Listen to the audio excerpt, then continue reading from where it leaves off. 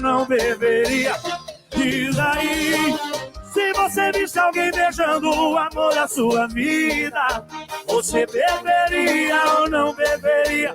Você beberia. 1h32, 1h32, estamos de volta com o programa Tá na Mesa, aqui na Rádio Itapuí. Já estamos também em imagens na página do programa no Facebook, porque hoje é sexta-feira. No oferecimento dos Supermercados Gomes, na sexta-feira nós temos sala de visitas.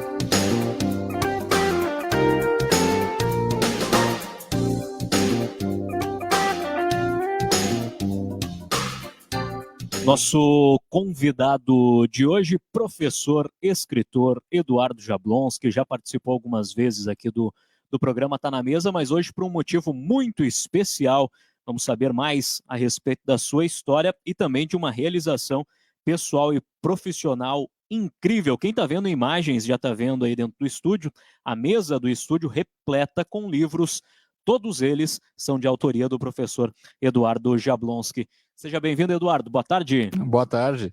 É exatamente agora que vai ter publicação de 2 livros amanhã em Porto Alegre, na livraria Raízes, às 16 horas, e fica, eu não sei exatamente o bairro, mas aí fica entre a Benjamin Constant e a Cristóvão Colombo, por ali, assim, bem na esquina. Eu vou realizar o sonho da minha vida. Eu cheguei a brincar com os meus alunos do 9º ano da escola e também do 6º ano A da escola Fátima, que eu posso até me suicidar, posso até morrer tranquilo e tal, porque o objetivo da minha vida eu estou realizando neste sábado, nesse final de semana, que é publicar 26 livros. 26 exatamente livros. 26 livros. E por que 26? Qual é o significado desse número? Até no livro que está sendo a publicação 26º, eu digo assim, eu estou realizando o sonho da minha vida, estou publicando 26 livros, mas não vou dizer o nome, para ti eu vou dizer, aqui eu vou dizer, mas não vou dizer o nome do autor. No século XIX, existe um autor que nasceu em 1839 e morreu em 1908, Joaquim Maria Machado de Assis, que é o meu ídolo. Eu sou apaixonadíssimo, até li toda a obra do cara. Ele publicou em vida 26 livros, e eu queria publicar 26 livros somente por causa do Machado de Assis. É óbvio que eu não estou me comparando ao Machado de Assis. O Machado de Assis é o melhor dos melhores, o gênio brasileiro. Eu não tenho condição nem de ilustrar o sapato dele, nem de amarrar o cordão do calçado do sapato dele. Mas eu queria publicar 26, eu não queria ultrapassar o Machado de Assis, eu queria publicar 26, porque o Machado de Assis publicou 26, que é o escritor em quem eu me inspiro, é o meu ídolo. E esse desejo de chegar ao 26º, já tinha algum livro escrito ou antes de começar a escrever, tu já tinha essa meta de ser 26? Como que foi? Não, eu nunca tive a meta, porque eu achava que eu não ia ter condição de publicar sendo patrocinado. Então, eu tenho alguns princípios éticos, eu queria publicar, mas sem pagar.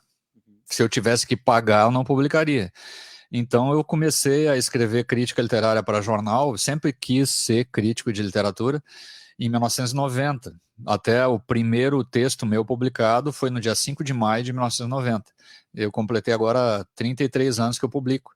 Aí já publiquei 1.800 artigos de crítica literária em jornal e fui publicando e tentando publicar em livro, mas toda vez que eu chegava numa editora, eles diziam, não, vai custar 10 mil reais, vai custar 5 mil reais. Não, pagar eu não vou pagar, então não.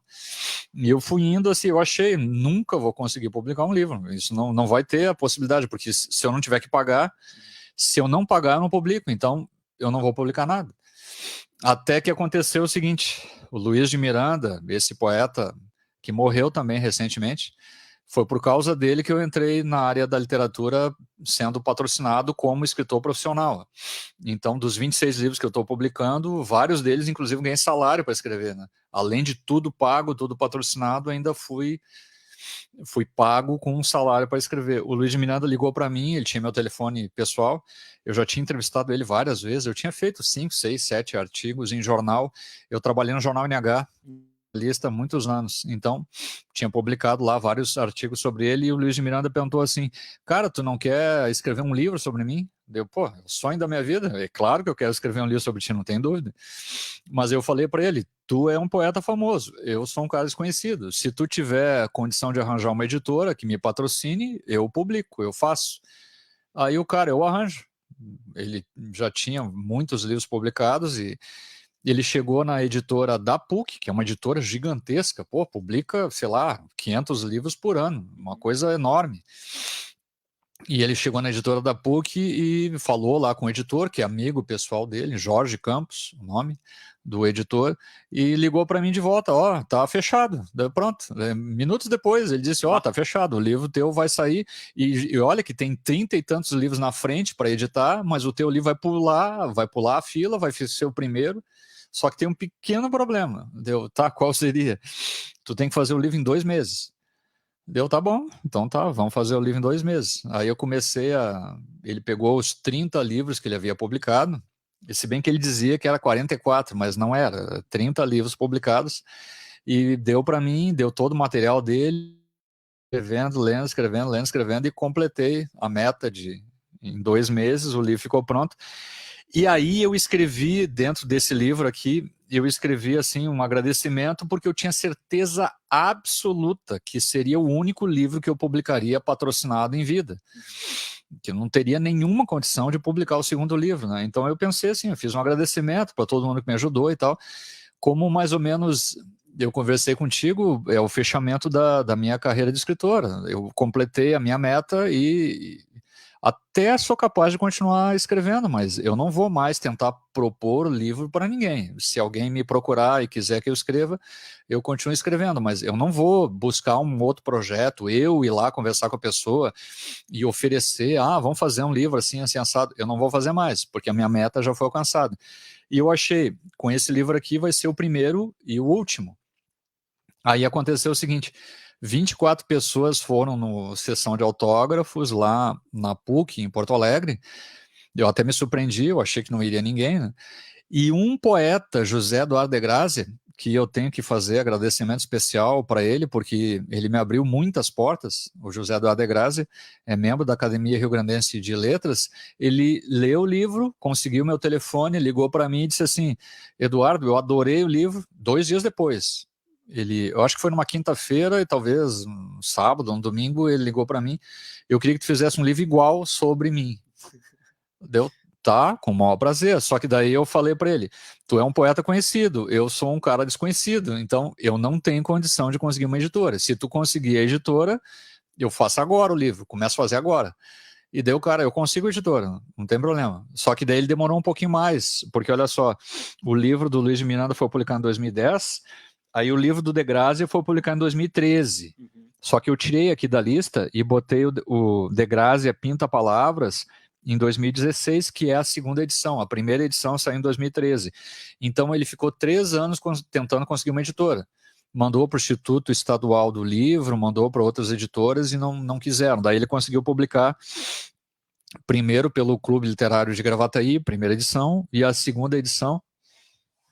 Aqui eu tenho a edição da Bestiário. Daí a segunda edição foi publicada pela Bestiário em 2016, com outros artigos, até um artigo escrito em inglês por mim, outro artigo escrito em espanhol por mim também, tem outras coisas.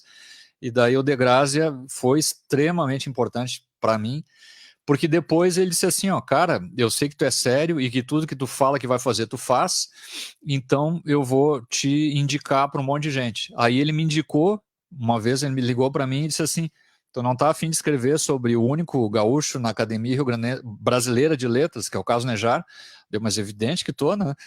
Daí eu vou falar de ti para ele, e daí falou, conversou com o Nejar, e o Nejar disse, eu quero um livro. Um foi puxando o outro, então. Exato, e daí o Nejar disse, eu quero um livro. Aí saiu primeiro esse aqui, ó. Carlos Nejar, um imenso poeta. Daí o Nejar começou a entrar em contato comigo e disse que queria um livro, e aí eu li toda a poesia do Carlos Nejar. Olha, Nejar publicou 100 livros. Para quem não sabe, né, o Carlos Nejar, claro que a obra dele é fantástica, mas talvez para quem seja mais jovem, enfim, pai do Fabrício Carpinejar, né? É pai do Fabrício Carpinejar, que inclusive eu fiz mestrado em literatura brasileira na URGS, isso eu e o Fabrício entramos na mesma turma. A gente entrou em 1998, iniciozinho assim de 99, e a gente ficou todo 99, todo 2000, a gente era colega de aula, de mestrado, tomava café e falava sobre literatura todo santo dia, e a gente fez isso ao longo desses 2 anos. Daí depois o Carlos Nejar, o Fabrício Carpinejar acabou tomando outros rumos e foi ser jornalista. Eu nunca mais conversei com ele, mas a gente era muito amigo, né? Naquela época conversava todo dia, tomando café, falando de literatura. Depois aconteceu o seguinte, eu fiz o livro sobre o Carlos Nejar, imenso poeta, então é um estudo sobre a poesia dele, e esse livro circulou o Brasil todo, e cheguei até a receber uma mensagem de um escritor da Academia Brasileira de Letras, dizendo assim, ó, recebi o livro do Nejar, escrito por ti, o livro a respeito do Nejar. Aí escritores do Brasil inteiro receberam, o Nejar comprou toda a edição e distribuiu para todo mundo. E um pouquinho antes, no ano passado, um pouquinho antes da Feira do Livro de Porto Alegre, o Nejar ligou para mim, do Rio de Janeiro, e até saiu uma matéria, eu fiz um release, mandei para a Folha Patrulhense, e ele conversou comigo, era um domingo de noite, e disse assim, cara, eu vou ser patrão da Feira do Livro de Porto Alegre, e eu queria lançar um outro livro teu a respeito, daí agora, sobre a minha ficção, né? Sobre o meu romance, todos os romances que ele publicou, foram 18, e aí, então tá, então daí ele me mandou os romances, eu disse que iria fazer, daí ele pagou tudo, tanto o Nejar pagou toda essa edição aqui da editora Classe, e o Nejar pagou toda a edição da editora Classe de novo, só que sobre os romances dele. E esse é mais recente daí? Esse aqui é recente, saiu ano passado, aí depois, olha o que aconteceu, o Nejar é milionário, então o Nejar é ex-procurador de justiça, aposentado, aí disse assim, eu queria tomar um café contigo. Daí eu falei, mas cara, tu mora no Rio de Janeiro, eu moro em Santo Antônio da Patrulha, como é que a gente vai tomar um café? Não, eu já comprei a passagem e já marquei o hotel 5 estrelas, Plaza São Rafael, já domingo de tarde e 4 horas da tarde, daí é só tu ir lá. Então tá, então tá bom. Então eu peguei o carro, fui até o Plaza e ele pegou o avião do Rio de Janeiro, desceu no Salgado Filho e foi até o Plaza pra gente tomar um café da tarde, já pensou? Olha só, que cafezinho, hein, o Eduardo? E daí ele conversou comigo, me contou cada história da literatura do Rio Grande do Sul, eu fiquei sabendo de cada fofoca, assim, cara, olha... coisas assim, boas e ruins também, terríveis. Agora, a gente vai falar um pouquinho de cada obra, mas então o intervalo do primeiro livro do Luiz de Miranda para o segundo livro foi o maior período que tu ficou desde que começou a publicar, foi o maior período que tu ficou sem publicar, porque depois veio uma sequência meio que em escala, né, Eduardo? Porque eu comecei a publicar profissionalmente de 2010 a 2023, são 13 anos, mas eu tento desde 1990, eu levei 20 anos sem conseguir, porque ninguém queria me publicar, né? Eu não aceitava pagar, eu só aceitei pagar em 2 ocasiões. Eu fiz um poema em homenagem aos meus filhos, aí eu participei da antologia aqui da cidade, paguei, e agora eu vou fiz um poema em homenagem à minha esposa, porque ela me aguentou 20 anos. Então, como ela me aguentou 20 anos, eu fiz um agradecimento para ela e paguei para publicar, para sair em homenagem a ela, mas o resto eu não aceito. Para pagar, para publicar, não. Em homenagem aos meus filhos, a esposa, sim, agora acabou, né? 0. Não participo mais de absolutamente nada, só se me patrocinarem. Aí, o que aconteceu foi o seguinte, 2010 saiu um livro, 2013 saiu outro, que foi o do Degrassi. Só que eu botei aqui na minha lista em 2016. Então, em 2014...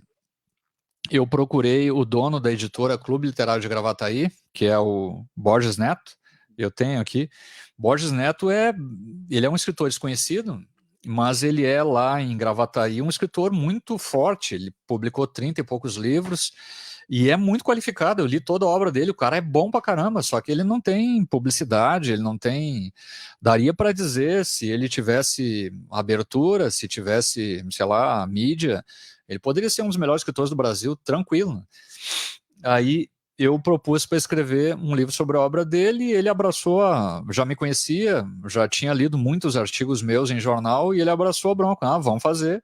Aí eu fiz o livro e saiu Natureza da Palavra em Borges Neto. Só que o nome Natureza da Palavra em Borges Neto, eu fiz em homenagem a um professor meu de literatura que já morreu, o José Fernando Miranda, que ele escreveu Natureza da Palavra. Ele escreveu Natureza da Palavra em Cobra Norato. E, então, em homenagem ao meu professor, eu escrevi Natureza da Palavra em Borges Neto. Esse professor foi o cara que me ensinou a escrever. Olha, escrever tu tem que ler isso, isso, isso, tu tem que fazer isso, isso, isso. Ou seja, aquela coisa assim de muito estudo, ler os clássicos, estudar gramática, estudar línguas. Então, de tudo que eu sei de literatura, foi ele que mais ou menos me encaminhou. E eu homenageei o professor José Fernando Miranda, que o meu mestrado eu fiz sobre o professor José Fernando Miranda também. Aí saiu esse Natureza da Palavra em Borges Neto, e esse Borges Neto passou a ser outro cara extremamente importante na minha vida. Eu publiquei, olha, 6 ou 7 ou 8 livros patrocinados por ele, pelo Clube Literário de Gravataí. Só que o Clube Literário de Gravataí, tu tem que pagar para publicar lá. Mas eu consegui publicar gratuitamente.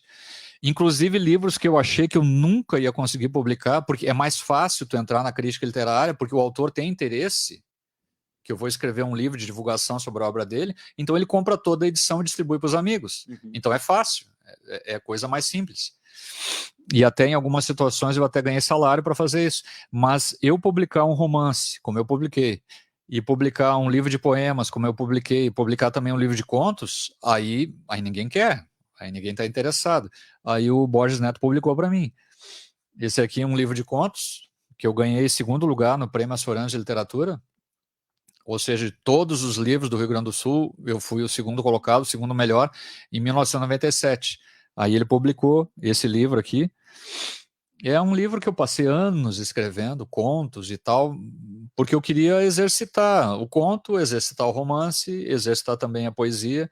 Então, esse livro aqui traz um livro de poemas junto, traz também um livro de contos, são 2 em 1 aqui, mas eu, claro, obviamente, ele é apenas um livro, né? Eu não vou contar como 2, que nem fazia o Luiz de Miranda. O Luiz de Miranda publicava 2, 3 livros num só e dizia, aqui tem 4 livros. Não, aqui tem apenas um. Ele ficou guardado na gaveta, então, durante muitos anos. Ele ficou mais ou menos guardado. Eu participei de um concurso açoriano de literatura em 97, aí eu fui para a finalíssima, e daí no final eu perdi para o Caio Fernando Abreu, que é um escritor famosíssimo e tal, e eu fiquei 2º colocado, mas foi importante para mim. E dentro desse livro aqui tem uma antologia de poemas juntos. Mas aí agora tu comentou que o Borges Neto te ajudou então a publicar esse livro. Então ele veio agora depois, então, nessa sequência das críticas literárias. Então. Isso, daí eu escrevi, daí o Borges Neto, se for ver, deixa eu ver quantos livros ele... aqui, A Natureza da Palavra, Borges Neto. Aí depois ele fez o seguinte, como ele tem um clube literário de Gravataí, daí ele fez o seguinte, ele me propôs, cara, vamos fazer o seguinte, tu escreve a respeito de todos os escritores aqui do Clube Literário de Gravataí. Aí eu escrevi 2 livros a respeito desse assunto. Mais um deles é, Literatura Contemporânea de Gravataí 1 e 2. Aí esse aqui é o número 2. Deixa eu ver quando é que saiu isso aqui. Literatura Contemporânea de Gravataí saiu em 2016. E Literatura Contemporânea de Gravataí 2018. Oi? 2018, o segundo. 2018. E está aqui o livro. Então, na realidade, eu li o Cláudio, a Célia, o Fernando, o Círio e Isabel. Eu li um livro de cada um, mais do próprio Borges Neto, que está aqui junto, né? E aí fiz um livro sobre os autores do Clube Literário de Gravataí. E depois, anos depois, eu fiz, 2 anos depois, outro livro sobre os autores do Clube Literário de Gravataí. E daí são mais 2 que o Borges Neto me ajudou a publicar. E eu publiquei um romance também, que é sobre a minha vida. Vai procurando aí, a mesa tá cheia ainda esse romance aqui sobre a minha vida, eu tinha, olha, eu bati 2 recordes na minha carreira, né? Um recorde é aquele que eu te falei de brincadeira antes. O outro recorde é esse aqui, ó. Não pela qualidade, não por isso. O nome do livro é Inferno de Jetsko, tá? É um romance, é sobre a minha vida. E esse livro, eu reescrevi ele, olha, mais de 150 vezes. Refiz todo ele mais de 150 vezes. Eu duvido que exista alguém no mundo que tenha reescrito todo o livro tantas vezes quantas eu fiz. porque cada vez que eu estudava alguma coisa de literatura, eu via, opa, então eu cometi um erro aqui e ali. Ia lá e modificava tudo. Nossa, depois, daí eu estudava, e o pior, que recentemente eu estudei outras teorias de literatura, eu reescreveria de novo. E depois de tantas vezes tendo reescrito, eu teria capacidade de reescrever tudo de novo. Mas esse livro aqui é um livro que, de certa forma, volta e meia, quando acontece a situação assim de a pessoa, sei lá, um amigo pede, eu vou conhecer um escritor, daí eu levo o livro, geralmente é de crítica literária. Esse romance eu não levo nunca porque a história não é muito bacana, é meio triste, não é uma coisa agradável, né? Mas ele vai até um ponto da tua vida, então... Vai até 2013. Até 2013. Até quase o início, então, praticamente, aí da tua... Quando eu comecei a ser escritor, era profissionalmente 2010. Profissionalmente, que eu digo, é por ser patrocinado e por receber salário. Uhum. Né? Mas a gente já emendou aqui nas publicações do professor Eduardo Jablonski, mas só para o ouvinte ter uma ideia, então ele é mestrado em literatura brasileira, especialização em espaços e possibilidades para educação continuada, artes, ensino de filosofia, docência de ensino profissional e superior, gestão financeira, ética, inglês, licenciatura em letras, português, inglês e literaturas, filosofia, letras espanhol, está no 5º semestre de letras espanhol. Aí de 2000 a 2019, professor universitário, 23 cadeiras, aqui tem as instituições que ele passou, FG, QI, Faculdade Senac, Facenza, Facus, Unijuí, Fevale. De 90 a 2001, jornalista no Jornal NH, Jornal Exclusivo. 2016 até agora, concursado pela Prefeitura aqui de Santo Antônio da Patrulha, e de 2014 até agora, concursado pelo Estado. Fala inglês, espanhol, italiano, francês, libras, catalão e galego. Não assiste televisão, né, Eduardo? Não assisto, mas o que eu sou viciado em estudar, e daí eu fico o tempo todo estudando sem parar. Então, sábado é o dia todinho, das 5 horas da manhã, que é o horário que eu acordo, até umas 10 da noite, que é o horário que eu vou dormir. Eu fico o tempo todo estudando sem parar. É porque eu gosto. Eu acho bacana. Eu acabei ficando assim, viciado em estudar, porque uma vez eu tinha lido o cara que era o meu ídolo, assim, claro, Machado de Assis é o ídolo que eu gosto aqui no Brasil, mas eu queria ser um crítico literário que tivesse pelo menos 1% da capacidade intelectual do Otto Maria Carpo, que ele é da Áustria. Então, ele falava 8 idiomas. Eu pensei, eu quero falar pelo menos fluentemente, com qualidade, eu falo 6. Não sei se eu conseguiria chegar a ter 8 idiomas fluentes. Falar um idioma estrangeiro é muito trabalho. Então, eu estudo espanhol desde 1989, todo santo dia. Eu estudo inglês desde 1991, todo dia. Porque daí, se tu não estudar todo dia, tu perde o idioma. Aí eu estudo italiano desde 95, francês desde 98. Libras é coisa recente. Daí Libras eu comecei a estudar, foi na pandemia, né? Daí na pandemia eu comecei a estudar diariamente, e o catalão e o galego eu não falo. Eu comecei também na pandemia. Então, na realidade, eu estou me familiarizando, eu compreendo 100% do que eu vejo nos filmes e nas aulas de catalão, porque na internet tem bastante aula que o cara pode pegar, mas eu ainda não falo o catalão, não falo o galego, mas os outros idiomas sim.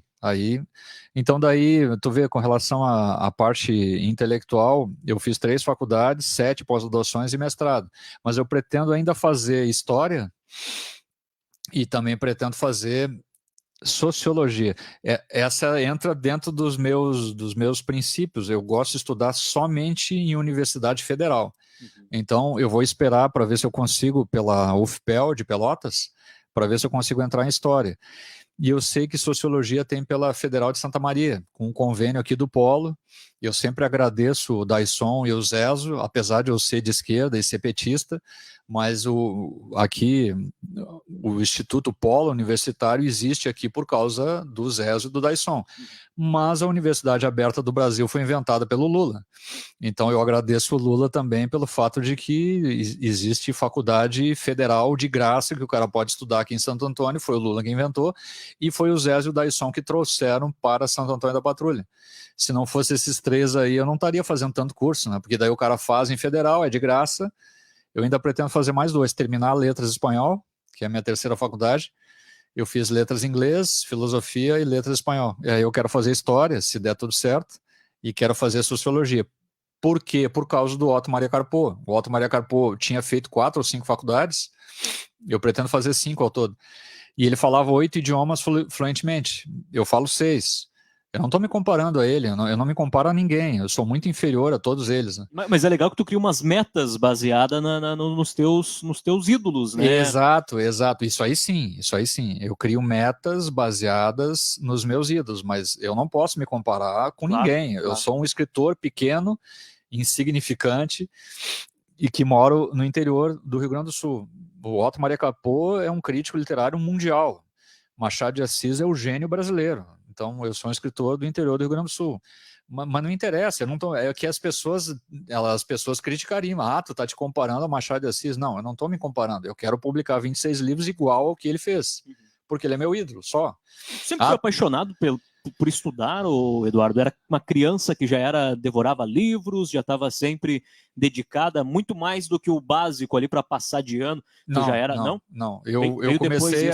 Eu comecei a querer ser escritor, eu tinha 17 anos. Tu és natural de onde? Eu sou de Porto Alegre e vivi em Porto Alegre até os 23, mais ou menos. E depois eu comecei a circular por tudo quanto é lugar. Eu parei no Uruguai, vivia em Cidreira, eu vivi em São Leopoldo, em Canoas, em um monte de lugar diferente. Aí eu dei aula em um monte de lugar. Quando eu morava em São Leopoldo, eu fui jornalista lá no Grupo Editorial Sinos, Jornal NH. Aí eu viajei para um monte de lugar em espanhol, com relação ao espanhol, com relação ao Uruguai. Eu devo ter viajado para o Uruguai umas 1000 e poucas vezes, porque daí eu acabei casando com uma uruguaia e ficava indo, voltando. E aí tu falou que na escola não era tão dedicado assim a... Eu comecei a querer estudar porque eu vi assim, tu vê, o Otto Maria Carpo, tu lê um livro dele, dá a impressão que ele conhece profundamente a obra literária de todo mundo, do mundo todo. E no original, né? Ele lê no original, lê alemão no original, porque é claro, a língua dele. Eu leio em português no original, porque é a minha língua. Claro. Mas ele lê inglês, ele lê francês, ele lê espanhol, ele lê italiano. Eu também tenho condição de ler dessa maneira também e falar também nesses idiomas. E daí eu pensei assim, não, mas se eu quero ser pelo menos 1% do Otto Maria Carpo, claro, as pessoas não conhecem o Otto Maria Carpo, mas tu pesquisar na internet, tu vai ver a grandiosidade que é o cara. Um dos maiores críticos literários do mundo, de toda a história. Aí eu pensei assim, bom, então eu vou ter que fazer o que ele fez. Então ele fez 4 faculdades, se não me engano, eu quero fazer 5. Aí ele estudava idioma todos os dias, eu vou estudar também. Daí eu comecei a estudar e acabei gostando. É o que eu gosto de fazer. E as artes marciais, quando que surgiu na tua vida? Arte marcial eu tinha alguma necessidade de fazer atividade física, mas surgiu da seguinte forma. Em Porto Alegre, que eu sou porto-alegrense, tem algumas coisas muito boas, mas tem algumas coisas muito ruins em comparação com Santo Antônio da Patrulha. Aqui em Santo Antônio eu consigo caminhar na rua, tranquilo. Né? Aqui em Santo Antônio eu consigo ficar dentro do carro. Em Porto Alegre isso é impossível, tu não tem condição de ficar dentro do carro. Se tu ficar dentro do carro, tu é assaltado. Com certeza. Então, alguém vai lá e vai te tirar o carro. Só que na época que eu era mais jovem, tinha muita gangue de rua, tinha muita briga de rua, tinha muito maloqueiro, muito grupo de maloqueiro.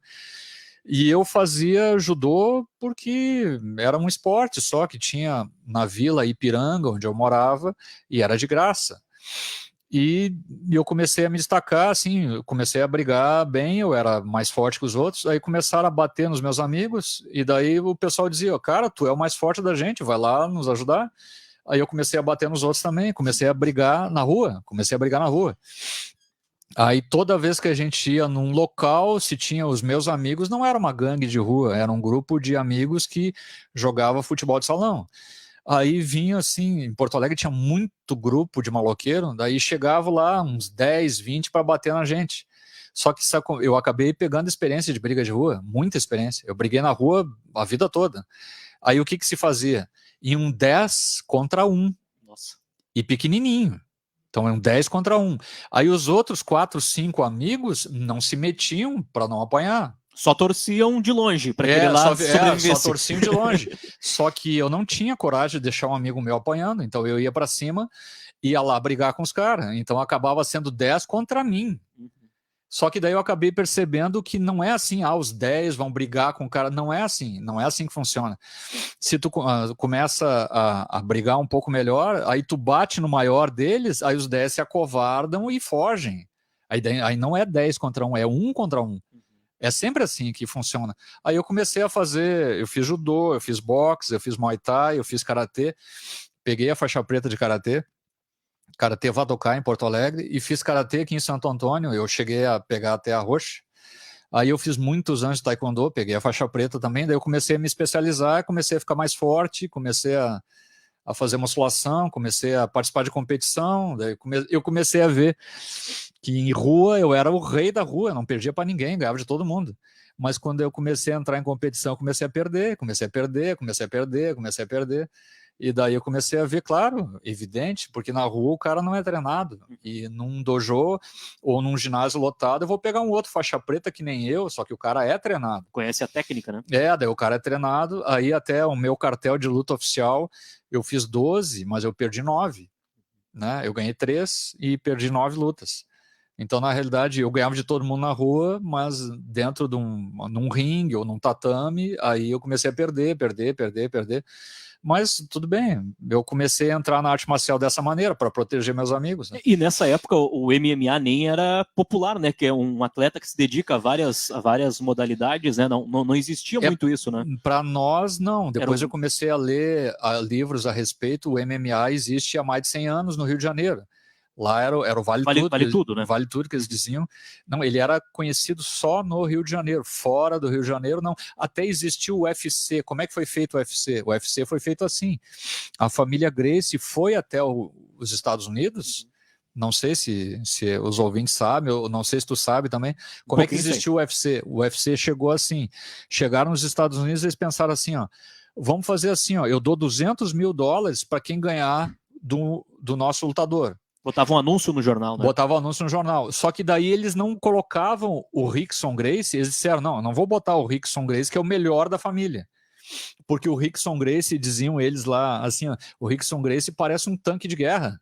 Aí vai assustar os caras. Eu vou pegar o cara assim mais frágil, que parece mais delicado e mais assim bom moço, delicado e tal, que era o Royce Gracie. Então o Rickson ficou de fora, que era o Rickson era uma montanha, musculoso, grande. Não é exatamente grande, mas ele era assustador, ele deixava as pessoas assustadas, né? E pegaram o mais delicado, mais fraquinho, o Royce Gracie, e o Royce Gracie ganhou de todo mundo, patrolou todo mundo e mostrou: ninguém ganha do jiu-jitsu. E aí o jiu-jitsu ganhou de todo mundo, e foi ganhando. Aí surgiu o UFC. Exatamente. Foi dessa maneira. Era cada atleta de uma modalidade, né, que se enfrentava naquela loucura, e se pegarem as imagens, realmente o Royce fisicamente era bem era fraquinho, era delicado, desproporcional, né? Não é igual o Rickson, que é um cara assustador. O Royce era uma coisinha simples, né? Mas além das artes marciais, teve futebol então também, né? E tu quase que seguiu carreira também no futebol, né? O futebol até talvez de 3 recordes, talvez, que eu estava pensando. Agora me lembrei de mais um. Eu devo ter tido a pior carreira de jogador de futebol de toda a história, mas como eu escrevi talvez o pior livro de crítica literária de todos os tempos, que é um dos que tem aqui, que eu já te contei o motivo, mas eu não posso contar no ar a razão por que é o pior de todos. Eu devo ter tido a pior carreira de jogador de toda a história. Eu vou contar por quê. Olha só, eu joguei no Grêmio, joguei no Inter, joguei no Novo Hamburgo, no Aimoré, no São José e também no Cruzeiro de Porto Alegre, ou seja, 6 times de categoria de base profissional. Só que eu consegui vestir a camisa só 2 vezes. Eu coloquei a camisa do Cruzeiro uma vez e fiz um gol, inclusive. Eu era ponta direita. E a outra vez eu vesti a camisa do Aimoré, entrei nos últimos 5 minutos. No time do Cruzeiro eu joguei 45 minutos, eu joguei o segundo tempo. E no time do Aimoré eu joguei só 5 minutos.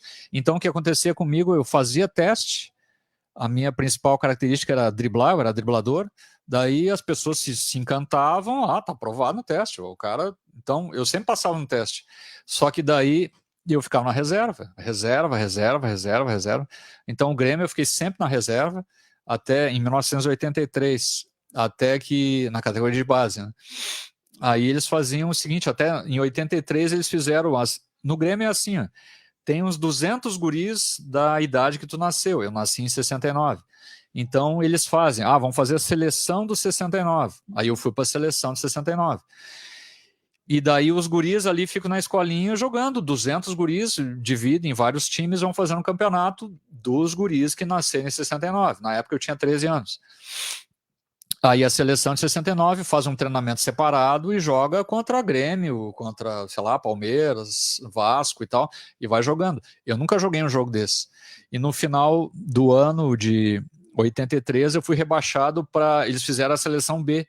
Daí eu fui rebaixar para a seleção B e o único jogo que eu joguei mesmo foi a seleção A contra a seleção B, foi só isso. E até joguei bem naquele jogo, mas eu joguei 8 anos de carreira, eu joguei 2 vezes só. E fiz um gol. 50 minutos em campo, mais ou menos, né? Um tempo num time e 5 minutos no... Exato, eu joguei 45 minutos de um jogo e joguei 5 minutos de outro jogo e fiz um gol. Foi isso de 8 anos de carreira. Mas a média é muito boa. Em 50 minutos, um gol. Em média é melhor do que muito atacante profissional por aí. Não, mas se tu tinha o drible, o que fisicamente tu não conseguia se destacar? Não, o que acontecia comigo era... Eu vou contar um caso que deixa bem claro por que eu não virei jogador profissional. Aconteceu a seguinte situação. Uma vez a gente foi num treino e daí tinha um monte de cara habilidoso, bom de bola e tal. E eu achei estranho aquele treino, assim, um cara vinha me convidar, não, vamos jogar no Parcão em Porto Alegre.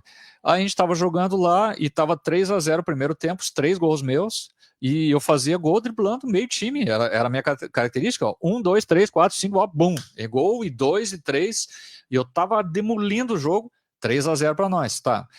E aí um cara me levou para um canto e disse assim, ó, agora eu vou dizer com quem é que tu tá jogando. Aquele ali é profissional do América do Rio de Janeiro. É meu amigo, todos são meus amigos. Esse aqui é profissional do São José, aquele ali é profissional do Novo Hamburgo, aquele ali é profissional não sei o quê. E tu tá destruindo o jogo no meio dos profissionais. No segundo tempo, cara, a bola começou a bater na minha canela. Eu não conseguia mais nem dominar a bola. De sistema nervoso? Sistema nervoso. E era um joguinho de pracinha. Olha só. O que me destruiu foi essa situação. Eu não aguentava, eu não conseguia, eu ficava muito nervoso. Toda vez que eu tinha que mostrar alguma coisa, era aquilo que as pessoas que nunca jogaram bola não entendem. A camisa realmente pesa. Daí o cara fica nervoso e tu não consegue jogar. Aí o que eu fazia com facilidade, que era driblar, já não conseguia mais. E daí aí tu dá um passe de 2 metros, eu já errava o passe, já não sabia mais o que eu estava fazendo. Aí era um nervosismo e foi isso que fez eu parar de ser jogador. Eu não consegui mais. Agora, se for analisar, né, já falamos aqui de artes marciais, de futebol, né, 26 publicações, fora toda a tua carreira, né, na docência e tudo mais. Dá para botar num currículo de uma pessoa de 150 anos, ô Eduardo? E tu tá com quantos anos hoje? Eu tenho 53. Não, mas na realidade eu gosto de fazer esporte e gosto de estudar. É basicamente isso. Eu gosto de estudar e de fazer esporte. Tá, escrever talvez seja uma consequência, ou de repente, sei lá, mas... não é que eu faça muita coisa, mas é o fato que eu gosto de estudar. Dedicação a essas duas áreas aí. Estudar e fazer esporte. Daí só que o estudo é mais na área de literatura, na área de línguas. Tu continua praticando alguma arte marcial? Não, eu continuo fazendo o karatê, né? Eu continuo todo dia. Hoje eu não vou ter condição de fazer o karatê, porque daí eu vou ter muito trabalho. Depois que eu sair daqui, eu vou trabalhar na Escola Fátima. Depois eu tenho que buscar minha filha. E talvez, né, tenha que buscar minha filha, eu não sei se de repente meu cunhado vai buscar, que ela vem do colégio, e depois eu vou ter que ir à Glorinha para fazer o imposto de renda. Então daí são várias atividades que a gente tem que... E amanhã tem os lançamentos ainda. E amanhã tem lançamento, mas amanhã de manhã eu consigo estudar e consigo fazer o treinamento diário que eu faço de karatê, daí eu consigo fazer amanhã de manhã. Mesmo tendo um compromisso tão importante como o lançamento do livro, a tua rotina da manhã, ela se mantém. Tu acorda às 5 horas e vai estudar. Exato. Eu acordo às 5 horas da manhã para escrever. Aí, com relação a, por exemplo, vários projetos aqui que eu trouxe os livros para falar a respeito de cada um deles, são muitos, né? Então, o projeto, antigamente eu levava para um escritor e oferecia um projeto para tentar publicar um livro a respeito do escritor. Agora não mais, agora tem 2 editoras que me patrocinam e daí são eles que ligam para mim e pedem para eu fazer livro. Então a editora Class ligou para mim e pediu, vários livros eles pediram. Eu devo muito da minha carreira para um monte de gente. O Roberto Schmidt-Plin é um cara que eu devo muito para ele, muito mesmo. Aí ele já me pediu vários livros, agora ele me pediu um sobre o poeta Elvio Vargas. Esse aí é um livro que eu estou escrevendo, vai ser o 27º, vai ultrapassar a minha marca de 26, mas é o que eu havia dito, a minha meta eu já alcancei, e se de repente alguém me pedir livro, eu continuo fazendo. Esse vai ser o 27º, eu já estou com 70 páginas. Aí de manhã, às 5 horas da manhã eu acordo, escrevo. Eu invento uma rotina, assim, eu escrevo tantas páginas por dia, tanto assim por dia, eu escrevo um pouquinho, depois eu vou estudar toda a rotina de idioma, eu preciso estudar um pouquinho cada idioma, depois eu vou ler daí da Faculdade de Letras em Espanhol que eu estou fazendo, aí eu estou fazendo as cadeias do 5º semestre, e depois eu vou fazer as leituras todas que eu faço, assim, de maneira bem organizada. Eu sou super, super, super organizado, não faz ideia. Não, já tô fazendo ideia da nossa conversa aqui. E daí a maneira que a gente faz assim os livros, né? Daí eu leio tantas páginas de um livro, daí eu vou subindo e vou fazendo toda a organização, lendo história, filosofia, daí a literatura clássica no original, né? Eu estou lendo Umberto Eco em italiano.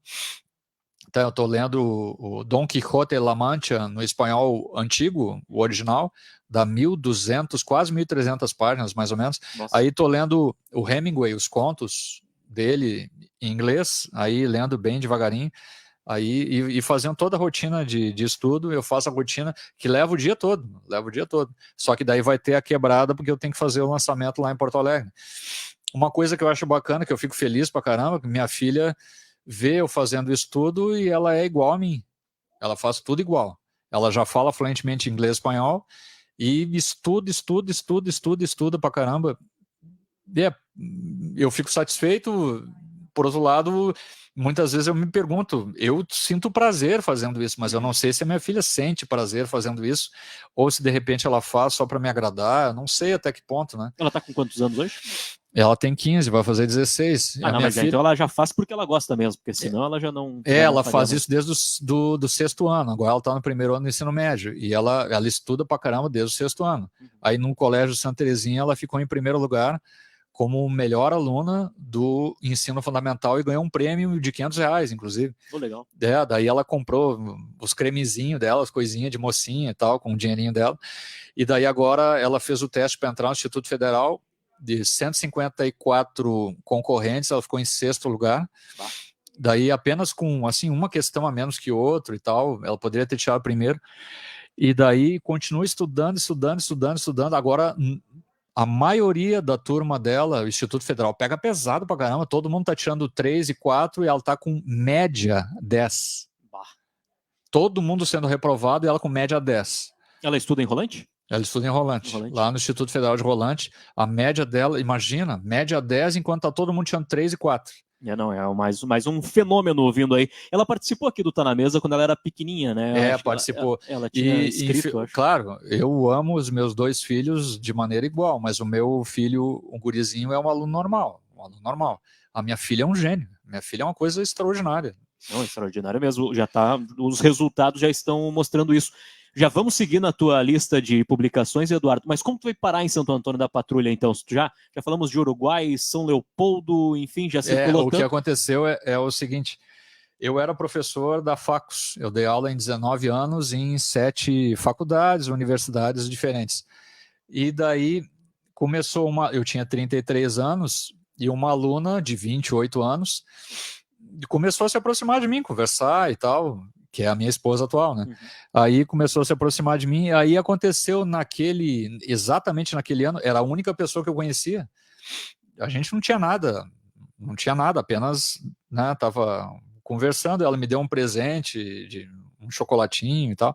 Aí aconteceu a seguinte situação, eu ia concorrer ao doutorado, eu concorri ao doutorado 6 vezes, e rodei 6 vezes, fui reprovado 6 vezes. Aí eu fui concorrer ao doutorado, foi a melhor participação que eu tive de doutorado na minha vida, foi naquele ano 2003, na Universidade Federal de Santa Catarina, em Florianópolis, e eu marquei a prova, eu estava afiado, eu tinha que fazer prova, eu acho que de francês e italiano, se eu não me engano, e uma prova escrita e prova oral.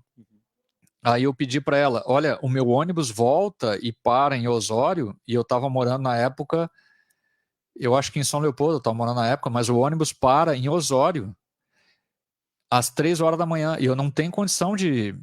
Eu fiquei com medo, eu que sou porto-alegrense, eu tinha medo de deixar meu carro parado lá na rodoviária. Hoje eu deixaria, porque eu sei que Santo Antônio da Patrulha e Osório não é Porto Alegre, né? Eu poderia deixar o carro lá tranquilo, né?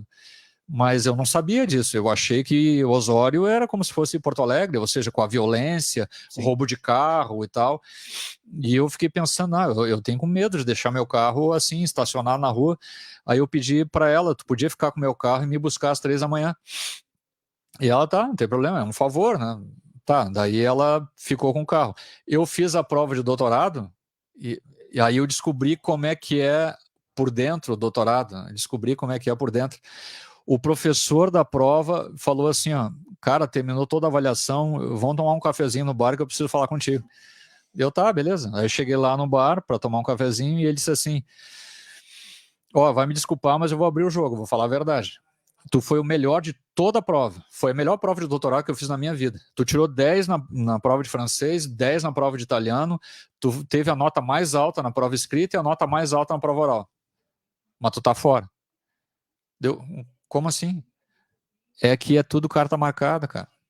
Aqui a gente fez as provas por fazer, porque a gente tem que mostrar para as pessoas, mas as vagas já estavam destinadas a cada uma das pessoas, ou seja, tu não tem vaga nenhuma, tu não tem nada aqui. Bah. Eu fui o primeiro colocado geral e perdi tudo. E deu, cara, ó, vai me desculpar, mas é assim que funciona. Aí tomou esse café, o café mais amargo talvez da tua vida, entrou no ônibus e voltou para Osório. Quando eu voltei, eu tava calor naquela época, daí quando eu voltei, parece que mudou a temperatura, eu tava só de camiseta, eu tomei um friozão assim, mas um frio. Eu não bebo bebida alcoólica, mas até quando a gente parou num bar, num restaurante de estrada, eu pedi assim, ó, me dá um troço forte, um conhaque, uma coisa assim, para eu tentar esquentar. Eu não tinha nada para me proteger, estava muito frio. Aí eu tomei um conhaque, até me senti mal, porque eu não bebo, daí eu tomei um copinho assim, fiquei meio bêbado e tal, para tentar esquentar. E quando eu cheguei em Santo Antônio da Patrulha, eu tava num gripão, assim, tava me sentindo mal, dor no corpo e tal. E daí a Elaine Lauk, ela me levou lá para casa, olha, fica aí para tentar te recuperar. Acho que era de sexta, sábado, domingo, acho que era isso. E depois tu vai para casa. Nunca mais voltei. Desde esse cunhaque, então, tá lá. Era para me curar da gripe. Sim. E agora tem 2 filhos e eu nunca mais voltei. E tem 2 nenezinhos, um de 16 anos e outro gurizinho de 12 anos. E agora eu casei com uma patrulhense. Que história. Então tá desde 2013 já em Santo Antônio? Desde 2013 eu nunca mais saí de Santo Antônio da Patrulha, foi dessa maneira, desse jeito. E já tinha essa rotina tão rigorosa? Ou já tinha. Porque na verdade... Elaine, né? Elaine Lauk. Ela já casou sabendo então que tu era metódico, então. Ela me conhece bem, ela sabe que a coisa mais importante para mim é estudar. Então eu fico o tempo todo estudando, mas claro, eu arrumo a casa, eu faço os serviços domésticos porque lá em Porto Alegre os homens fazem serviços domésticos, né? Então lavar louça, arrumar a casa, varrer, essas coisas assim eu faço bastante. Aqui em Santo Antônio a gente faz também. Mas eu não vejo muito isso, mas, mas de qualquer maneira, lá em Porto Alegre era bem comum, então eu faço as coisas assim para para ajudar e tal, e também fico o tempo todo estudando, porque é o que eu sinto prazer, é o que eu gosto. E se eventualmente, por exemplo, eu estou meio incomodado com o lançamento de amanhã, porque eu vou perder várias horas de estudo, né? Isso vai me chatear, mas eu vou lá fazer um lançamento, digamos, não vou dizer que seja o último lançamento da minha vida, mas é o mais importante. Eu vou alcançar minha meta de vida e deu. Eu até... É isso. E a esposa é professora também, né? Ela é professora, trabalha em Santa Terezinha e é vice-diretora na escola Breno Jardim Garcia, em Gravataí. Então já é uma casa que respira estudo, né? Só ela foi minha aluna de letras, então ela é da mesma área que eu, né? E é irmã do Fernando Lauck, né? Fernando Lauck, que é historiador e gente boa pra caramba. Fico muito feliz de... A família deles é maravilhosa. Olha, tu sabe que das duas pessoas mais extraordinárias que eu conheci na vida, um é o meu sogro, Elísio Lauck, que é um cara maravilhoso. Eu convivo com ele há 20 anos e olha, eu não teria uma palavra negativa para dizer sobre ele, de tão espetacular que o cara é. E outro que eu gosto muito é o Dr. Luiz Nicanor. Esse é maravilhoso também, aqui de São Antônio da Patrulha. As duas melhores pessoas que eu conheci na minha vida são de São Antônio da Patrulha e os dois são homens. Oh, que legal. E tô vendo o rosto do Dr. Luiz Nicanor ali numa capa de livro. Isso aqui aconteceu da seguinte forma. Pega aí para nós, por gentileza. O Dr. Luiz Nicanor, daí, uma vez aconteceu assim, ó, eu fui convidado... Também o Fernando Lauck é maravilhoso, então a família deles é espetacular. Eu não posso dizer a mesma coisa da minha. A minha família não é espetacular. Por isso que tu nunca mais voltou, então. Tanto que o livro que eu escrevi, Inferno de Jetsko, contando a minha vida, tem tudo a ver com a vida que eu tive, né? Não foi uma vida bacana, não foi boa. A família deles é muito bacana. E até o Fernando Lauck me convidou para dar uma palestra de literatura, não lembro exatamente que ano foi, não sei se foi 2004 talvez, e daí me colocou do lado para falar de literatura com o médico Luiz Nicanor, e eu fiquei pensando assim, mas que roubada que me meteram, cara. Como é que, eu passei minha vida toda estudando literatura e eu vou falar de literatura com um médico.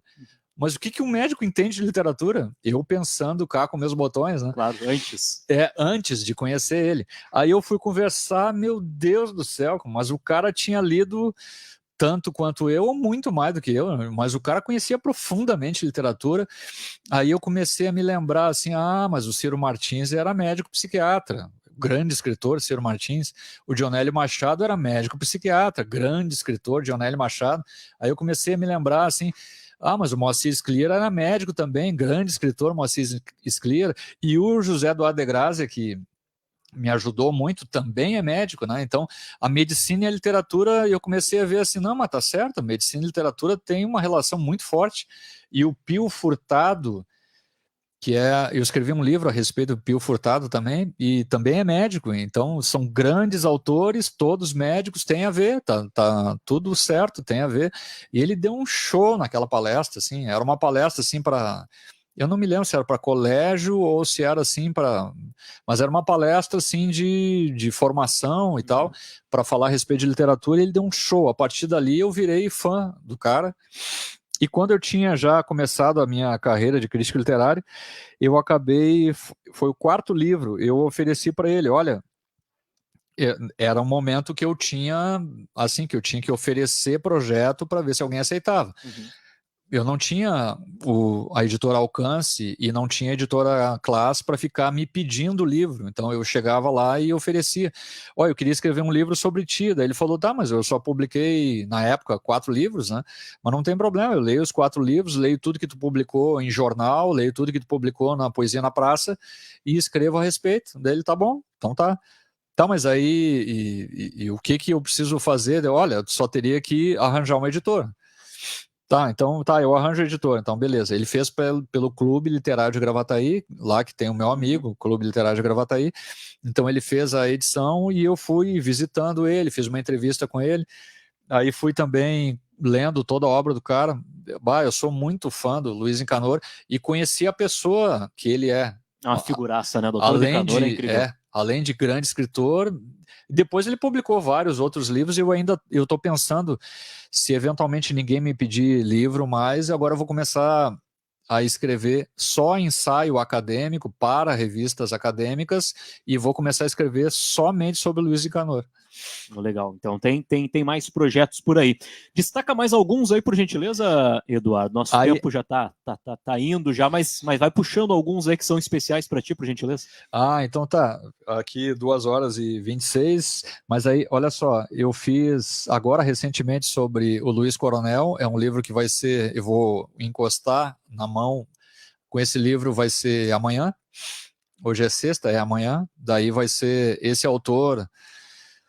A editora Class ligou para mim, eu queria escrever sobre ele fazia muito tempo, e a editora Class ligou para mim e disse, olha, tu tá afim de escrever sobre Luiz Coronel? Claro, com o maior prazer, e é para já. Então daí eu comecei a escrever sobre ele, já saiu, o livro está pronto amanhã, esse é o 25º.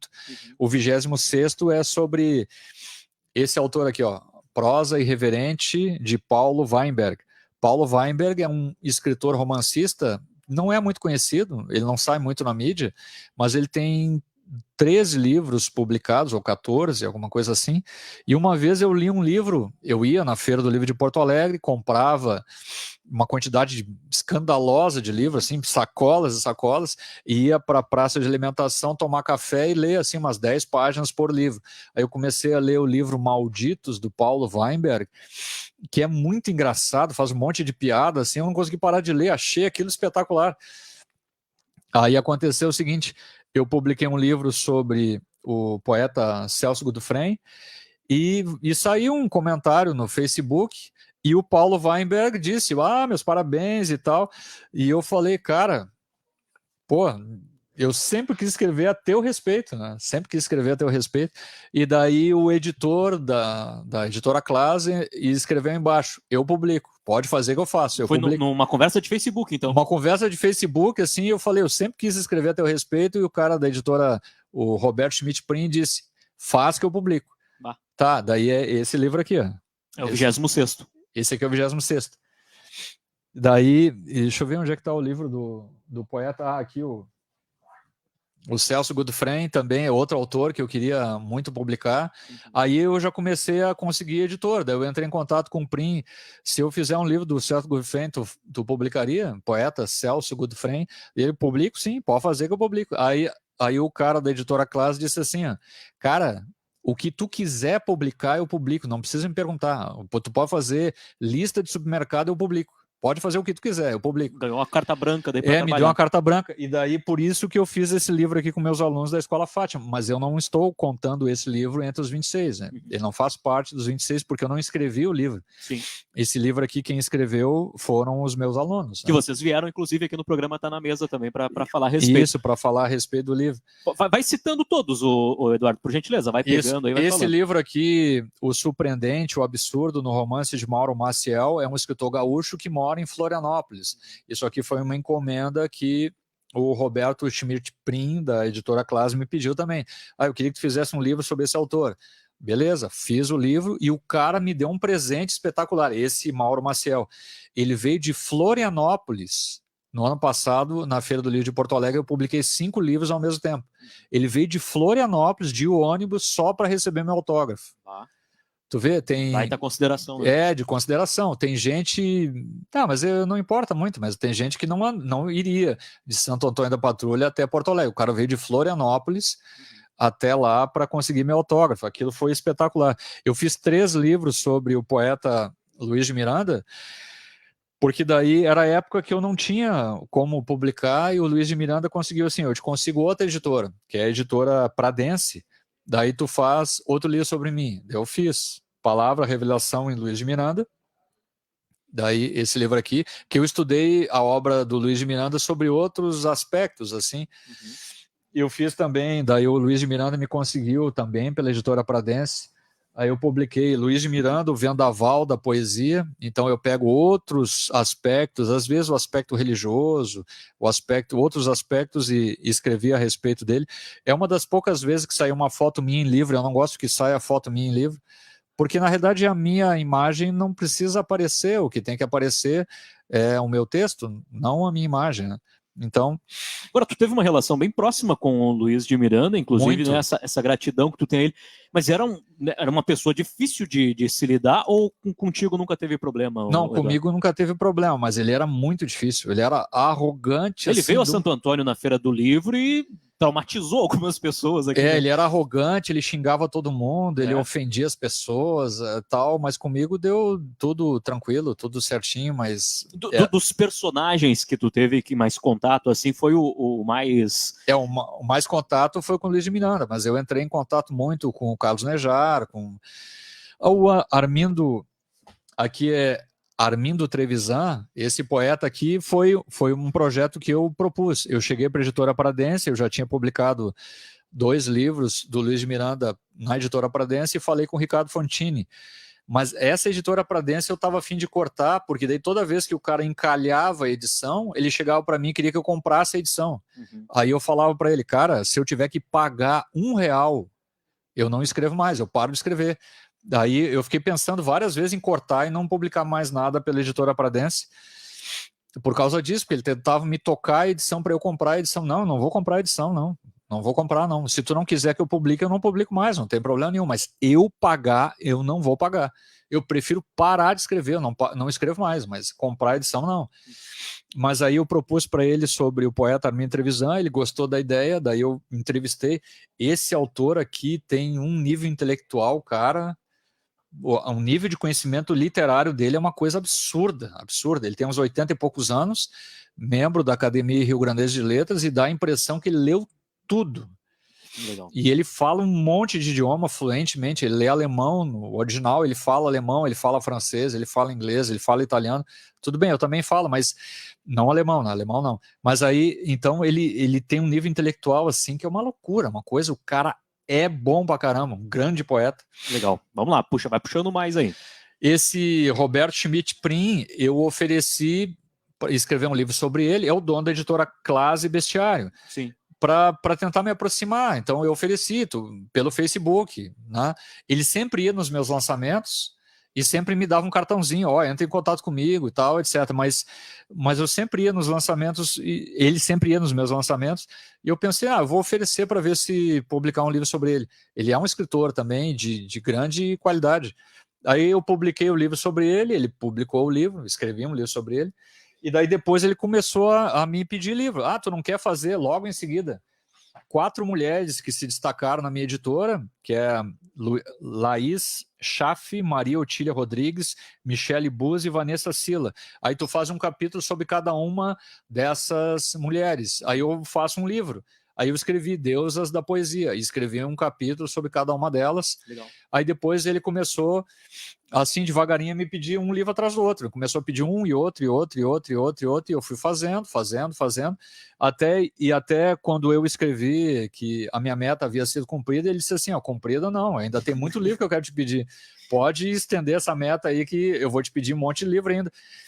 E eu falei para ele, se tu continuar pedindo, eu continuo escrevendo, sem problema nenhum. Agora, além do Dr. Luiz Nicanor, tem mais outro com relação a Santo Antônio da Patrulha também, né Eduardo? Tem a história do partido, do PT aqui em Santo Antônio, do PT, né? Sim. Deixa eu pegar aqui o livro do PT. Esse está mais longe de ti, o Eduardo vai ter que levantar lá, porque é muito livro e acabou ficando um pouco mais... Eu sei que Santo Antônio da Patrulha é uma cidade de extrema direita, eu sei que o atual partido do Roberto Massulo é do PP, Rodrigo Massulo, e está fazendo uma administração espetacular, eu estou gostando pra caramba, acho até que do jeito que ele está fazendo, ele vai provavelmente ganhar a próxima eleição assim longe, né?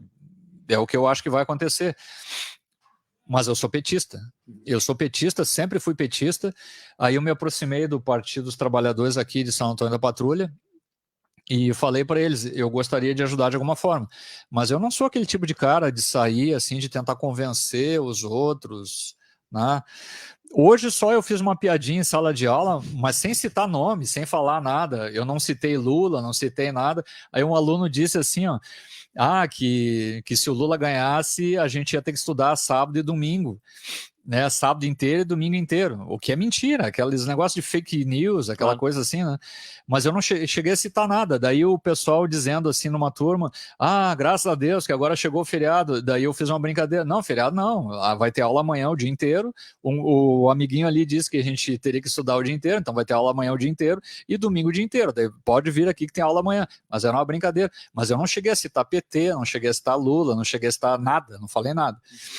Aí eu cheguei no Partido dos Trabalhadores, o candidato, não, o presidente, que era espero que seja o futuro vereador ED, votei nele na eleição passada, e daí disse assim, ó, eu não sou o cara, eu não fico falando, fazendo doutrinação política, eu nunca falo, vota nesse, naquele, não faço isso, e não tento convencer ninguém a coisa nenhuma, acho que cada um tem que ter a sua visão de mundo e tal, pensar naquilo que achar melhor, mas o que eu sei fazer é escrever, então de repente qualquer coisa assim, escrever artigo em nome do partido, ou de repente, aí conversando com o Andrei, a gente acabou mais ou menos organizando, então vamos fazer um livro sobre o PT em São Antônio da Patrulha. O Andrei, candidato a prefeito na gestão anterior agora, que ganhou gestão passada, o Massuro venceu, então o Andrei me deu uns 10 nomes para que eu entrevistasse, entrevistei os 10 nomes e eu fiz uma comparação entre o governo do FHC, o governo do Lula, que teve resultados melhores que da Dilma Rousseff, então apenas o resultado do Lula. Pesquisei em jornais quentes, não esse negócio aí de fake news, né? Pesquisei na Folha de São Paulo, na Zero Hora, no Correio do Povo, no Jornal do Brasil e tal, no Jornal o Globo, no Estadão e tal. Eu pesquisei em jornais quentes os índices do governo Lula, do governo FHC e do governo Bolsonaro. E por incrível que pareça, para minha surpresa, o Lula ganhou em todos os índices. Ele foi melhor do que o governo anterior, né? E do que o governo FHC em absolutamente tudo. Como, por exemplo, assim, para citar 2 exemplos, né, ou 3 exemplos, se bem que é só pegar aqui e abrir, né? Só pegar aqui, eu não sei se tem tempo de fazer uma coisinha a mais ou a menos, né? Temos um minutinho ainda para registrar. Então, por exemplo, assim, na época do Lula, o Brasil era a 6ª maior potência econômica do mundo. Na época do FHC, o Brasil era a 14ª e na época do Bolsonaro era a 12ª. Isso já diz alguma coisa. Na época do FHC, do Bolsonaro, quando eu fiz, mas tá certo que o Bolsonaro foi prejudicado pela pandemia, né? Então houve desemprego de 14,4%. Na época do Lula, o desemprego estava em 5%. Na época do FHC estava um pouquinho maior, eu não me recordo de cabeça. Então tem vários índices, todos os índices o Lula ganhou, todos, 100%. Além de ter aberto a Universidade Aberta do Brasil e mais outras coisas assim. E tem a história da fundação do partido aqui em Santo Antônio. E tem toda a história da fundação do partido, com entrevistas a todas as pessoas importantes do partido em São Antônio da Patrulha. Legal, mais um livro relacionado à história aqui do nosso município. Puxa mais uns aí, Eduardo, por gentileza, já que a gente aqui tem, caminhando. Rapidamente, então, esse aqui que eu falei, teve o Borges Neto, me apresentou um escritor de São Paulo, Edmilson Eufrásio, e pediu que eu escrevesse a respeito do cara. Tá, aí eu escrevi um livro a respeito dele, até eu recebi um salário para escrever o livro do cara, e ele patrocinou todo o livro, mas... claro, o livro agradou o escritor, o livro foi bem recebido em São Paulo, ele até participou de um concurso lá em São Paulo e foi vencedor desse concurso. Ele ficou, era um festival de literatura, tinha não sei quantas obras concorrendo, 50 ou 100, uma coisa assim, e os 5 melhores seriam escolhidos para participar do festival. E esse livro foi um dos 5 melhores. Mas tecnicamente, falando a respeito de teoria de literatura, um crítico literário, se lesse esse livro, ia perceber que o livro não foi bem escrito por mim, ou seja, eu cometi erros no livro, e até de brincadeira que eu falei para ti antes. Uhum. Esse livro deve ter sido um recorde mundial, talvez o pior livro de crítica literária de toda a história da literatura, foi esse aqui. Mas agradou o autor, beleza. E foi premiado em São Paulo, beleza. Mas é um livro que vai me deixar marcado negativamente, né? Não tem nenhuma dúvida. Faz parte dos 26, faz parte também essa parte importante da história. Faz parte do 26. Aqui o Rossir Berni, poeta e dono da editora Alcance, uma vez eu cheguei numa feira do livro lá de Porto Alegre e ofereci para ele, não sei se tu me conhece, eu faço crítica literária, eu queria escrever a teu respeito. E ele... pode escrever que eu publico, tá? E daí a gente fechou assim, questão de 1 minuto. A gente fechou, daí eu fiz o livro, aí depois o Rossir Berni pediu que eu escrevesse e me pagou um salário, inclusive, para que eu escrevesse a respeito do médico, o doutor Pio Furtado, que é diretor da Santa Casa lá de Porto Alegre, e eu escrevi Pós-Modernidade em Pio Furtado. E até ele vai assumir o Pio Furtado como membro da Academia Rio Grandense de Letras no dia 1º de junho.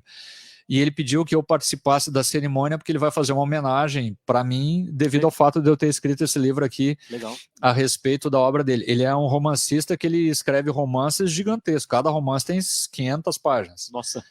Então ele escreveu 5 e tudo assim, 500 páginas. É uma coisa assim grossa. Ele vai publicar um livro nesse dia, vai tomar posse da Academia Rio Grandense e vai prestar uma pequena homenagem para mim pelo fato de eu ter escrito o livro. Legal. Esse caso aqui do poeta Joaquim Monks, esse poeta eu fiz amizade com ele pelo Facebook, apesar que eu não tenho mais Facebook, eu desmarquei, eu cancelei o Facebook, eu não tenho mais Facebook. Mas eu usava o Facebook para entrar em contato com escritores e tal, e para tentar projetos. Como eu já alcancei minha meta, então não vou entrar mais em contato com ninguém, não vou mais tentar projeto literário com ninguém. Mas aí eu entrei em contato com esse poeta, grande poeta, Joaquim Monks, e foi por causa de uma escritora aqui de Santo Antônio, que dizia assim, a Maria Heloísa Costa, ela dizia, eu conheci o poeta Joaquim Monks, muito qualificado e tal, dela falou muito desse poeta, e eu fui procurar para ver quem era, porque eu conhecia só de nome, eu não conhecia o trabalho dele em si, e vi que o cara é bom mesmo, o cara é muito qualificado, eu entrei em contato, fiz amizade pelo Facebook, e aí ofereci o trabalho de escrever, desde que ele conseguisse uma editora, daí ele entrou em contato ali com a editora Alcance, publicou pela Alcance e tal, então me patrocinou e aí eu fiz o livro a respeito dele.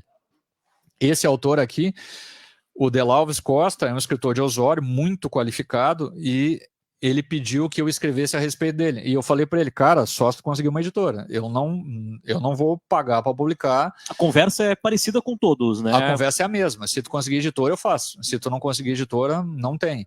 Aí o cara entrou em contato com a classe do Roberto Schmidt Prim e deu o Roberto, não, o Eduardo tá tranquilo, pode mandar, pode fazer, sem problema. Daí eu fiz o livro e já faz alguns anos, eu até nem sei que ano foi publicado, 2020, como tu havia constatado, em 2010 eu publiquei um, 2013 eu publiquei outro, mais um, depois 2014 saíram 2, 2015 saíram 2, 2016 saíram 2, 2017 2, 18 3, 2020 saíram, daí 2019 não publiquei nenhum, 2020 saíram 4, 2021 saíram 4, 2022 saíram 4 de novo, e agora 2023 já saíram 2, mas deve ser publicado mais um, Elvio Vargas, Arquitetura Móvel da Linguagem, deve ser publicado em 2023. Acho que eu vou publicar 3 nesse ano. Mas eu cheguei a publicar outros 6 que por uma ou outra razão eu tirei da minha coleção. Eu podia ter mais 6, né? Mas eu tirei da coleção. Um deles que eu tirei, 2 deles estão aqui. Um deles é esse livro aqui, ó, 28 Dimensões. O Borges Neto, da editora do Clube Literário de Gravataí, ele sempre me pedia para eu fazer prefácios para ele. Então eu fiz 28 prefácios. E daí, até eu dei ideia para ele, cara, tu não quer de repente fazer esses 28 prefácios num livro só, a respeito da tua obra e tal? Eu faço e tal. Daí ele fez esse livro. Só que a edição, olha, ficou uma edição caseira, ficou feio pra caramba. Aí eu tirei... Caiu da lista. Eu tirei da lista por causa disso. Beleza. Outro livro que eu tirei da lista foi esse aqui, ó. E saiu uma edição até bem trabalhada, mas isso aqui a faculdade QI pediu que eu publicasse um livro de comunicação empresarial que seria distribuído para os alunos. Eu fiz o livro. Esse livro recebeu, mas eu tomei tanta porrada por causa desse livro, assim, falaram mal do livro, assim, de uma forma, eu fui muito mal falado por causa desse livro aqui. Aí, devido a isso, eu tirei também da minha coleção. Então, além desses 2, mais 4 também caíram fora da lista. Daí outros 4, 2 que tem aqui, os outros que saíram fora da coleção, eu inclusive botei até fora. Não existem mais, assim, fisicamente. Apagou realmente do histórico. Né? Eles não existem mais, eu já joguei fora. Beleza. Esse aqui foi do Borges Neto também, do Clube Literário de Gravataí. Ele seria um livro novo, mais o livro antigo. São 2 livros que estão aqui sobre a obra dele, livros mais recentes que ele publicou. Então eu estudo o livro, escrevo um artigo a respeito. É um livro mais completo sobre a obra do Borges Neto. Daí são 2 livros em um. Daí foi publicado também. Esse aqui é a primeira edição do Degrassi, Pinta Palavras, que foi publicado em 2013. Eu devo muito ao Degrassi. Foi importante para mim, pra caramba. E eu também devo muito ao Borges Neto. Isso aqui é um romance que eu escrevi sobre a minha vida. Uhum. A primeira parte do romance teve a relação que eu tive com a minha mãe, que foi muito complicada, muito difícil. Só para tu ter uma ideia, eu rodei no vestibular de jornalismo da URGS e minha mãe me botou para rua de casa, assim, sem mais nem menos. Aí eu passei fome, fiquei 4 meses sem ter onde morar e sem ter o que comer. Aí eu fui morar num apartamento abandonado, um apartamento que era onde meu pai estava, só que meu pai também desapareceu e ele ficou abandonado, sem pagar luz, sem pagar aluguel, sem pagar condomínio. Aí eu não tinha nada para comer e eu fui emagrecendo. Bah, foi terrível, foi terrível. E daí a relação que eu tive com a minha mãe, ela sempre fazendo barraco e ofendendo e xingando e tal, uma relação super complicada. Aí eu contei tudo aqui. E contei também as brigas de rua que eu tive na época em Porto Alegre, todas elas, uma por uma. E contei também toda a minha carreira de tentativa de ser jogador de futebol, que deu tudo errado. Uma carreira fracassada pra caramba. Foi uma coisa terrível. Os 50 minutos e o gol. 8 anos, joguei 50 minutos e fiz um gol, imagina. Tá tudo no livro. Tá tudo no livro. E também o início da minha carreira como escritor profissional. Aí, quando eu consegui a primeira editora, quando eu conseguia publicar, daí o José Eduardo Degrassi, que me sugeriu para eu publicar o segundo livro e tal, daí quando eu comecei, hoje em dia me pedem livro o tempo todo, tanto que geralmente eu tenho 5, 6 livros para fazer ao mesmo tempo. Mas aí só agora, exatamente agora, eu só tenho um livro para fazer. Aí eu estou fazendo do Elvio Vargas, devagarinho. Eu já estou sentindo, Eduardo, apesar da tua meta estar cumprida, daqui a um tempo nós vamos fazer uma entrevista de novo e essa lista já vai estar bem maior. Não tem como parar, não. O homem não para. Eduardo Jablonski, como tu é metódico, tens ideia de quantos livros tu já leu na tua vida? Tu tem isso registrado? Tenho registrado. O que eu fiz foi o seguinte, eu li 1.500 e poucos livros, tudo registrado e tal, só que depois eu resolvi fazer o seguinte, não, mas desses 1.500, eu tenho tudo anotado, o nome do livro, assim, a informação da ABNT, Associação Brasileira de Normas Técnicas, mas eu resolvi fazer o seguinte, não, agora eu vou tirar, porque tinha muito livro, assim, chinfrim, livro assim, uma coisa que o meu grande amigo, que eu gosto muito, que é o Dr. Nicanor, ele lê todo tipo de livro, aí eu resolvi. Me lembrei de uma frase do filósofo francês Voltaire. O Voltaire dizia assim, a gente deveria ser proibido de ler os bons livros. A gente deveria ler somente os ótimos. Aí eu comecei a fazer assim, eu não leio qualquer coisa mais, só clássico. Como eu tenho condição de ler no original, então eu pego os livros no original em PDF. Então daí montei uma biblioteca, desses 1.500 e poucos livros que eu tinha, eu fui tirando da minha coleção e fui deixando só clássico. Aí clássico eu tenho 993 livros lidos, mas só de clássico. Mas daí muita coisa. Daí Guerra e Paz, eu não leio em russo, é claro que não, né? Eu li em português. Guerra e Paz do Tolstói. Alguns livros, por exemplo, do Érico Veríssimo, O Tempo e o Vento, dá 2.100 páginas. Né? O Tempo e o Vento do Érico Veríssimo, aí vários outros livros importantes, ou de repente os livros do Hemingway em inglês. Eu tenho a obra completa do Shakespeare em inglês também, aí o Dom Quixote e La Mancha eu tenho o original em PDF, o do espanhol antigo. O espanhol antigo é fácil para um brasileiro compreender porque ele é mais perto do português, é tranquilo, apesar que eu sou fluente em espanhol, mas aí de qualquer maneira. Daí eu vou lendo só clássico, se não é clássico eu não leio, se há um livrinho, às vezes um aluno diz assim, tu já leu esse livro e tal, não, esse aí não, mas aí tenta, mas daí tu lê, não. Mas as obras dos autores que tu fez, livro crítico, tá nessa tua lista de 1.500 e tanto? Não estão, eu não coloco... Porque só aí já tem uma centena de livros também, né? É verdade, mas não estão, só os livros do Carlos Nejar eu coloquei na lista, mas os demais autores não. Daí eu não coloco, eu só coloco se for, porque o Nejar é muito poderoso, é um grande autor, né? Mas na lista que eu botei só clássico. Só o filé. Daí eu vou botar Homero, eu não leio em grego, né? Tá, mas Homero eu li em espanhol. Aí eu vou botar o Dante, eu tentei ler em italiano, não consegui. Não consegui, é muito complicado, apesar de... Io parlo italiano abbastanza bene. Per esempio, io posso cominciare a parlare un po' le lingue che io parlo per guardare e sapere que é vero, não? Ou seja, para que a pessoa saiba... O pessoal não achar que tu tá enrolando todo mundo aqui. Que eu tô enrolando todo mundo. Por exemplo... Apesar de eu ficar só te ouvindo, porque eu não consigo me comunicar daí. Sí, sí, yo empecé a estudiar español en 89 y yo puedo leer con tranquilidad cualquier cosa en español, pero es una lengua muy similar al portugués, entonces no pasa nada, es muy fácil de compreender todo, não? Consigo compreender essa parte em espanhol, sim, mas por exemplo, o cara daí vai ler Shakespeare, no original em inglês não tem como ler, daí eu tive que pegar um inglês simplificado, sim, um inglês atualizado, o inglês da época do Shakespeare não tem como.